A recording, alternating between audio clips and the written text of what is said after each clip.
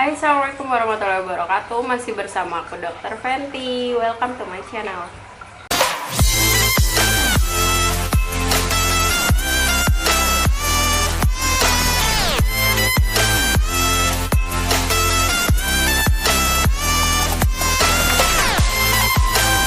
Kali ini aku mau bahas tentang mata minus ya pada anak-anak. Karena kebetulan anakku yang usianya sekarang mau 7 tahun itu juga ternyata dia minus gitu loh.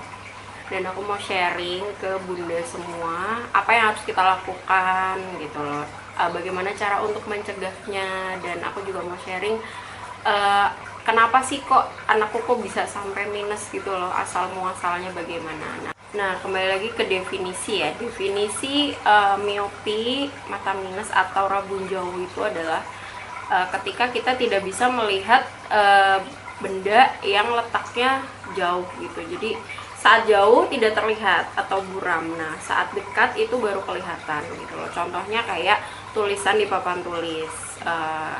Biasanya anak-anak gampangnya itu ya, dia kalau nggak bisa ngelihat tulisan di papan tulis dalam jarak yang lebih dari 1 meter, itu bisa besar kemungkinan bahwa anak itu mengidap miopi. Nah, apa sih penyebabnya? Penyebab yang paling sering adalah karena lifestyle ya. Jadi pengaruh karena screen time yang berlebihan. Screen time itu adalah paparan layar ya, berupa apapun itu, TV, HP, gadget, laptop, atau permainan lain yang pokoknya yang bentuknya layar itu screen time gitu loh. Karena kalau normalnya, idealnya screen time itu pada anak-anak itu 1 jam. Kalau lebih dari itu berarti berlebihan paparannya gitu loh. Dan yang kita tahu sekarang kayaknya susah lah ya buat anak-anak kita tuh kayak nggak screen time kurang dari 1 jam, karena apalagi pandemi kayak gini ya, jadi belajar daring pakai laptop atau pakai HP, terus tugas-tugas pakai HP, belum lagi tugas video dan segala macam itu. Nah, penyebab yang kedua itu adalah dari faktor keturunan atau genetik. Jadi kalau ayah dan ibunya itu memang punya kelainan mata yang minus itu tadi, miopi, itu kemungkinan besar resiko bahwa anaknya akan menderita miopi itu jadi lebih besar gitu loh. Tapi bukan berarti yang tidak punya keturunan juga nggak bisa kena, yaitu karena tadi ada faktor lifestyle juga, screen time. Jadi dua penyebab itu yang paling sering menjadi penyebab anak terkena miopi. Nah, ciri-cirinya apa sih kalau anak itu terkena rabun jauh atau miopi atau matanya tuh minus gitu? Yang paling gampang banget itu adalah pertama, saat dia sekolah dia nggak bisa ngelihat papan tulis, itu yang paling gampang. Atau kalau anak-anak yang prasekolah, yang belum sekolah, itu biasanya kalau nonton TV dia tuh kayak harus mengerutkan dahi gitu loh, jadi kayak memicingkan mata, mengerutkan dahi kayak gini, dan dia pasti maju ke depan buat nonton TV, buat nonton kartun atau video. Nah, kalau anak bunda ada ciri-ciri itu, saran saya bisa jadi itu suatu tanda dari miopi. Jadi baiknya diperiksakan aja ke dokter anak sedini mungkin kalau memang sudah ada tanda-tanda yang tadi saya sebutkan. Untuk pengobatannya, jadi permasalahannya kan jadi nggak bisa ngelihat ya, baca tulis nggak bisa lihat. Nah, biasanya itu akan dilakukan koreksi gitu, nanti dinilai dulu, diperiksa dulu dia minusnya berapa, nanti dikoreksi pakai lensa kacamata gitu loh, jadi untuk koreksi penglihatan. Nah, masalahnya kadang suka ada pertanyaan bisa disembuhkan atau tidak. Secara medis itu tidak bisa disembuhkan, hanya bisa diperbaiki, dikoreksi menggunakan lensa gitu loh. Jadi kalau ada produk yang klaim gitu bahwa bisa mengobati mata minus, silinder dan sebagainya, itu saya rasa secara penelitian belum bisa dibuktikan gitu loh, secara medis ya. Dan kalau memang mau nyoba ya mau, gue silakan aja, tapi kalau secara medis sampai saat ini belum ada obat, vitamin atau segala macam yang bisa menyembuhkan mata minus gitu. Yang ada adalah yaitu koreksi pakai kacamata, sama mungkin sama operasi lasik ya yang kita tahu saat ini gitu loh. Dua hal itu. Nah, terus bagaimana dong? Ya pertama yang kita harus lakukan, yang pertama adalah pencegahan gitu loh. Dari pengaturan waktu screen time itu harus ketat gitu loh. Misalnya membaca di cahaya yang jangan yang redup, yang cahayanya terang, terus menggunakan gadget jangan lama-lama, jangan lebih dari 1 jam. Apalagi kalau bener-bener kayak dikasih HP dan dia bakal main HP itu seharian 24 jam, ya Allah itu pasti nanti matanya akan minus gitu loh. Terus pencegahan, terus deteksi dini. Kalau kita udah ngerasa nih anak kok kalau nonton TV memincingkan mata, atau gurunya lapor ini kok adek nggak bisa lihat papan tulis, tulisan gurunya nggak kelihatan, nah itu kita harus curiga dan secepat mungkin periksa ke dokter mata, karena semakin cepat ketahuan, semakin cepat dikoreksi pakai kacamata, itu akan memperlambat penambahan minus untuk kedepannya gitu loh. Karena kan namanya anak-anak ya, apalagi anak-anak yang usianya masih usia SD, sekolah gitu ya, itu kan dia pasti kedepannya akan tumbuh gitu loh, masa depannya tuh masih jauh, masih panjang gitu loh, dan selama hidupnya pun pasti akan terus terpapar sama screen gitu loh, entah laptop atau apa sih sekarang yang nggak pakai belajar, yang nggak pakai screen kayaknya nggak ada gitu loh. Apalagi kayak udah mahasiswa, jangankan nggak usah deh mahasiswa, anak SD aja tuh sekarang tugas-tugasnya tuh kebanyakan kita harus pakai laptop, pakai HP gitu loh. Jadi sebisa mungkin, sedini mungkin diobatin, dikoreksi kacamatanya, itu nanti harapannya itu mencegah biar nggak nambah minusnya. Karena kalau makin nambah, makin tebel dia pakai kacamata, pertama kasihan ya, kedua itu nanti bisa beresiko ke penyakit mata yang lain gitu loh. Salah satu yang paling bahaya itu adalah ablasio retina. Ablasio retina itu adalah lepasnya lapisan sel mata dari sel retina, jadi kayak robek gitu loh, karena saking saking tebelnya si minusnya, miopinya tinggi, itu bola matanya lama-lama memanjang dan lama-lama tuh nanti robek gitu loh. Nah itu yang sangat dihindari, karena kalau udah ablasio retina itu bisa menyebabkan kebutaan yang permanen. Nah terlepas dari itu semua, aku mau sharing gitu loh tentang pengalaman aku gitu loh. Anakku itu sekarang itu berkacamata gitu loh. Jadi yaitu berawal dari keteledoranku yang tidak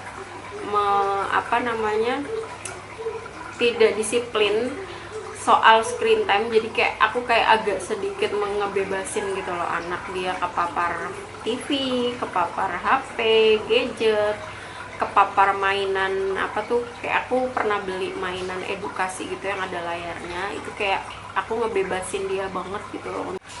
Nah dari situ mungkin baru awal-awal belum terlalu kelihatan ya. Nah pas usia dia sekitar 5 tahun itu aku juga udah ngerasa aneh sih, karena dia kalau ngeliat TV itu dia kayak memincingkan mata gitu, kayak mengerutkan dahi kayak gitu. Terus aku lihat, kenapa sih bang harus dikerutin gitu, apa nggak kelihatan apa gimana? Terus dia diem aja gitu. Nah pas dia udah mulai belajar membaca menulis, dia bisa gitu loh, dia bisa nulis, bisa baca, bisa menghitung, bisa baca ngaji, baca Al-Quran, baca Iqra, dia bisa. Jadi aku tuh kayak orang nggak apa-apa kok gitu loh, kayak ya udahlah gitu. Nah sampai akhirnya suatu saat tuh di sekolahnya tuh kayak ada suruh masuk gitu. Terus tiba-tiba si gurunya tuh laporan gitu loh, Bun ini kok Arya nggak, anakku ya, Bun kok ini nggak bisa lihat papan tulis, dia harus deket banget jaraknya, baru 1 meter dia bisa kelihatan. Akhirnya dia jadi maju banget duduknya. Nah dari situ tuh aku kayak udah langsung, wah ini pasti ada yang gak beres nih di anakku. Nah terus aku langsung periksain ke dokter mata ya, itu saat itu usianya 6 tahun. Terus aku tuh kayak yang shock gitu loh, dan pas dicek ternyata minusnya udah tinggi banget, udah 2,5, yang kanan dan yang kiri, dan plus ada silindernya 0,5 silindernya waktu itu tuh kayak tertampar banget gitu loh, kayak hello gue kemana aja gitu, kok sampai anak minus nggak tahu. Dan akhirnya baru ketahuan pas udah setinggi itu gitu. Aku tuh kayak shock banget, kayak ngerasa bersalah banget, jadi kayak ngerasa ya Allah kayak udah berdosa banget. Gimana sih, pasti kalau seorang ibu paham lah apa yang aku rasain gitu. Tapi ya udah mau gimana lagi, karena udah terlanjur gitu loh. Akhirnya satu-satunya yang bisa aku lakuin ya udah pakai kacamata terus, dan gimana caranya biar nggak nambah minusnya gitu loh. Waktu itu tuh aku cukup ekstrem ya, jadi yang biasanya dia nonton TV tuh aku kayak benar-benar aku stop nonton TV-nya sampai aku tuh nyabut antena gitu loh, biar si anak itu tahu bahwa TV tuh rusak gitu loh. Jadi aku cabut antenanya, bener-bener yang no screen babar blas, maksudnya nggak pakai screen sama sekali. HP juga bener-bener aku stop sama sekali, dan itu susah banget gitu loh, karena kan udah terbiasa gitu loh. Begitu di stop itu tuh kayak dia tuh jadi tantrum, jadi ya kayak gitulah, jadi tantrum, jadi ngebrontak gitulah ya. Cuma aku nggak ada pilihan, karena kan itu demi kebaikan anakku kan. Nah terus udah terus akhirnya lumayan lah agak bisa mengurangi screen time. Nah problem kedua selanjutnya adalah harus pakai kacamata kan. Sementara kalau kacamatanya itu nggak dipakai, kemungkinan besar minusnya nanti bisa nambah gitu loh. Jadi gimana caranya gitu loh, anak 5-6 tahun pakai kacamata, kayak mereka tuh kayak belum ngerti gitu loh fungsinya kacamata apa. Akhirnya ya udah aku ajak ke optik biar dia milih sendiri frame-nya, milih sendiri. Pas sudah milih, harapanku kan kalau milih kan ya berarti itu pilihan dia, ntar dia pakai gitu loh. Tapi ternyata pas udah di rumah ya itu masih suka dicopot dipakai ya, namanya anak-anak ya, dan belum terbiasa juga kan. Nah cuma ada momen yang agak sedikit bikin hatiku tuh sedih gitu loh. Jadi pas dia pertama kali nyoba itu kacamata, dia tuh sampai ngomong, wah sekarang jelas nih ngelihatnya, wah sekarang bisa ngelihat wajah bunda, abang bisa ngelihat wajah ayah, bisa ngelihat jelas sambil dia ngelihat ke sekeliling kayak gitu. Pas dia ngomong kayak gitu tuh aku rasanya kayak ya Allah anakku gitu loh. Jadi selama ini dia tuh bureng ngelihatnya gitu loh, nggak jelas. Dan selama itu pula dia taunya ya penglihatan normal tuh ya burem gitu.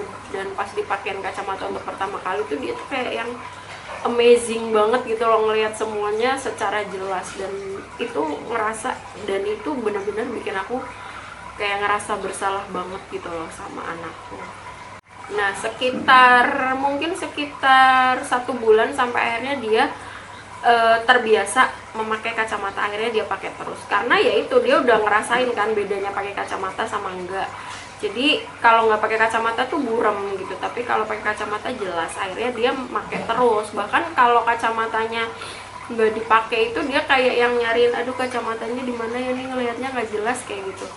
Akhirnya sekarang ya udah kacamatanya akhirnya bisa dipakai terus sama dia. Dan untuk check up lagi nanti 6 bulan kemudian, bulan depan ya kira-kira, nanti aku mau check up lagi, aku mau lihat gimana perkembangannya, minusnya nambah atau enggak gitu loh. Karena ya itu yang tadi aku bilang, mata minus itu tidak bisa diobati oleh obat apapun, dia cuma bisa pakai kacamata dan dicegah biar nggak nambah gitu loh. Karena kalau nambah terus akhirnya minusnya tinggi, itu resikonya retinanya bisa robek dan bisa buta permanen ya. Minta baik jangan sampai gitu mom. Nah tips aku untuk pemilihan kacamata untuk anak-anak itu usahakan yang ringan bahannya, jangan yang besi, jangan yang plastik bisa cepat gampang patah gitu loh. Jadi cari yang bahannya plastik tapi yang lentur dan ringan gitu loh. Terus kacanya juga macam-macam. Nah, jadi sekian info sharing dari aku ya. Semoga ini bisa membantu bunda semua yang punya masalah sama denganku gitu loh, dan mungkin yang belum bermasalah anaknya bisa jadi pembelajaran ya, bahwa ini tuh hal yang penting gitu loh untuk diperhatikan banget gitu loh, karena ini kan menyangkut masa depan anak kita gitu. Oke, sekian dulu dari aku. Sampai jumpa lagi di kesempatan berikutnya. Assalamualaikum, bye.